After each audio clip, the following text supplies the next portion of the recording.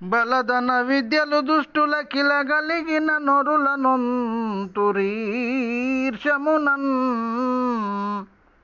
బలదన విద్యలు శిష్టుల కిలగలిగిన నొరుల బ్రోతు రెంతో మోదమునా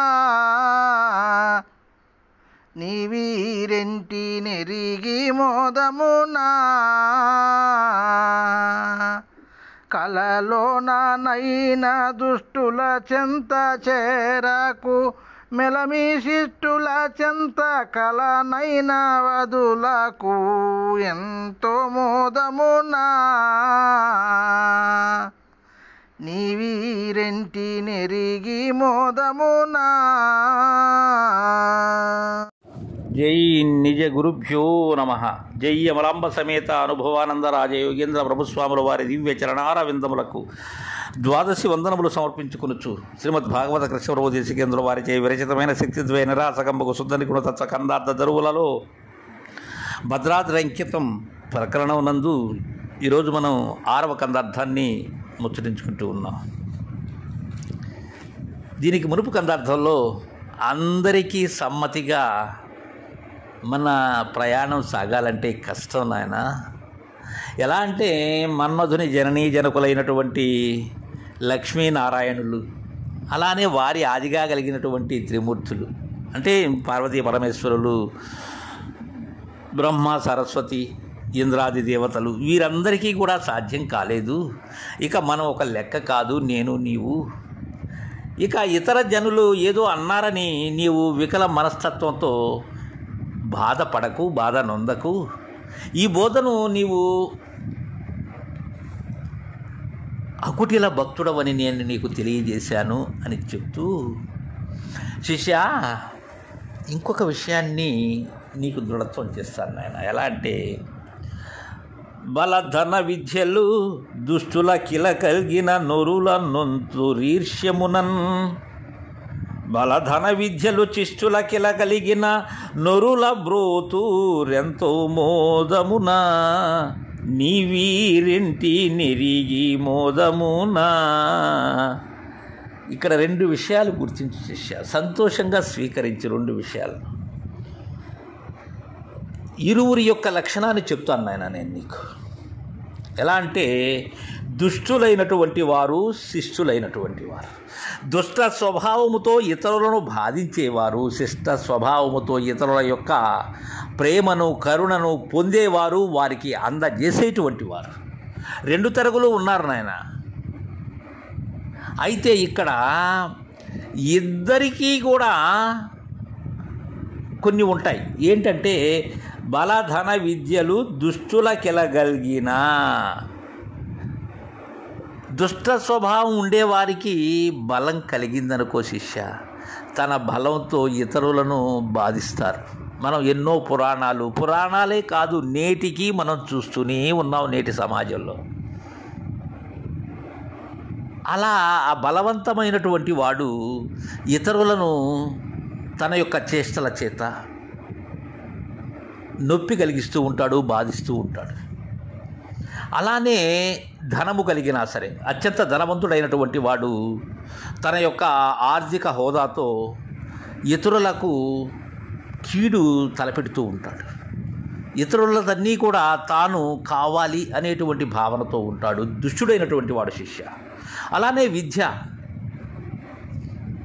వారికి విద్య ఉంటుంది, వారికి అమోఘమైనటువంటి పాండిత్యము ఉంటుంది శిష్య. కానీ వృధా నాయన అది.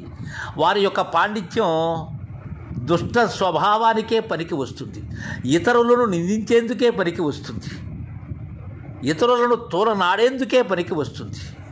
అంతేగాని బాగుకు పనికిరాదు నాయన అది.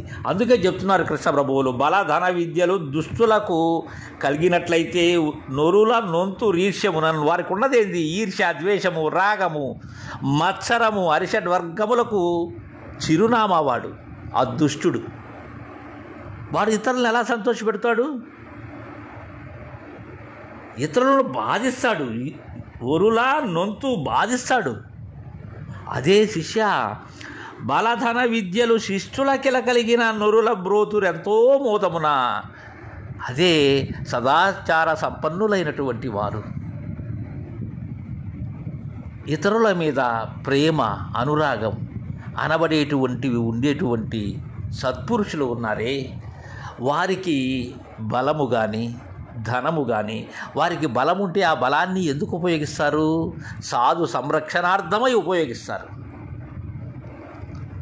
రావణాసురుడు తన బలాన్ని దేనికి ఉపయోగించాడు? సీతాదేవిని అమాంతం భూమి పెకలించి ఎత్తుకెళ్ళేదానికి ఉపయోగించాడు. అదే రాముడు తన బలాన్ని దేనికి ఉపయోగించాడు? విశ్వామిత్రుని యాగ సంరక్షణకై ఉపయోగించాడు.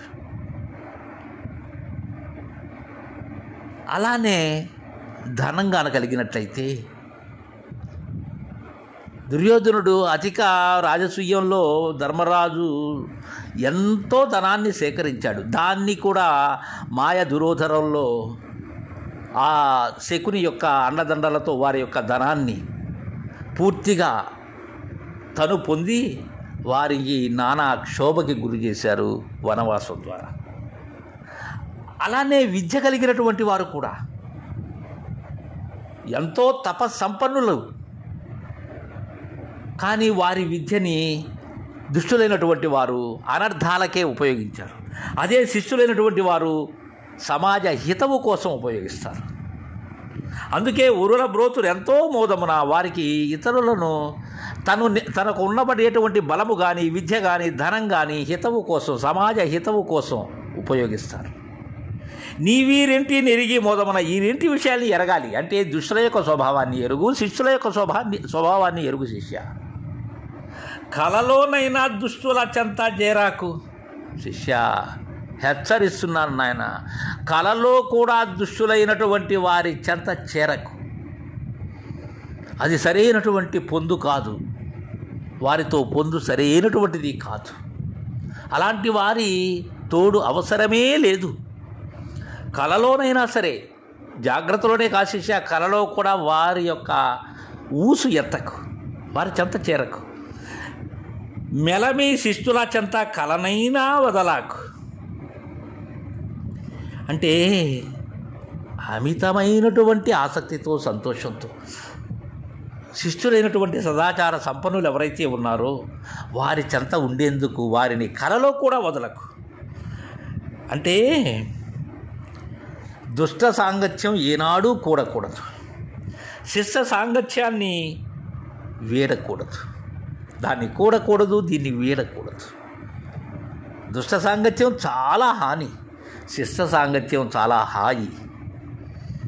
అంటే కృష్ణప్రభు దేశికేంద్రుల వారు శిష్యుని ఎలా తను చరించాలి, ఎలా ఆచరించాలి అనే విషయాన్ని చక్కగా అందజేస్తూ ఉన్నారు. ఈ బలధన విద్యలు అనబడేటువంటి దుష్టులకు కలిగినట్లయితే ఈర్ష్యతో, వారికి ఉన్న భావమే ఈర్ష్య, ఇతరులను బాధిస్తారు. అదే బలధన విద్యలు శిష్టాచార సంపన్నులకు ఉన్నట్లయితే ఎంతో ఆనందంతో ఇతరులను వారి దగ్గరకు తీసుకుంటారు కరుణతో. కాబట్టి నీవు ఈ రెంటిని ఎరిగి కలలో కూడా దుష్టుల చెంత చేరకు. అదేవిధంగా శిష్టాచార సంపన్నులని కలనైన వదలకు అని మనకు చక్కగా 218వ కందార్థం ద్వారా తెలియజేశారు. జై గురుదేవా.